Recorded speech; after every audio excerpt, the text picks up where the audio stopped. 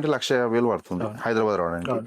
ఇప్పుడు చాలా మంది మోసం ఏం చేస్తారంటే అన్న హర్యానా అని చెప్పి ఈ బీహారీ బాలరు, హ్మ్. యూపీ బాలరు తెచ్చి అమ్ముతారు. హ్మ్. అలాంటి మిస్టేక్ దగ్గర కొనకండి. హ్మ్. ఎక్కడైనా కొంటే హర్యానా వెళ్ళి డైరెక్ట్ కొనండి. హ్మ్. అక్కడ రేట్ చూసుకోండి. లేదా మీకు నాలుగు తెలిసిన వాళ్ళని ఎవరైనా తీసుకెళ్లి కొనండి. హ్మ్. ఏది హర్యానా బ్రీడ్ అన్నప్పుడు హ్మ్. కొంతమంది పెద్దవాళ్ళకి తెలిసి ఉంటది. హ్మ్. మనం అమ్మేది కంప్లీట్ గుజరాత్. హ్మ్.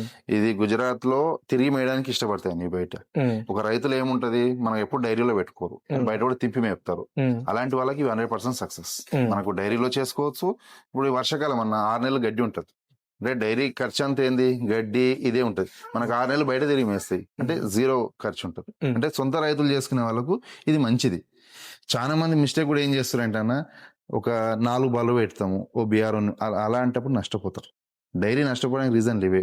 ఒక బీహార్ అతను పెట్టుకురంటే 10 బర్రెలు పెట్టుకోవాలి. ఒక పర్సన్ 10 బర్రెలు ఒక ఉండాలి. 10 బర్రెలు ఉండాలి ఒక పర్సన్ కి. హ్మ్. చాలా మంది ఏం చేస్తారు మాకు అనుభవం రావాలి, హ్మ్. అనుభవం వచ్చినాక మేము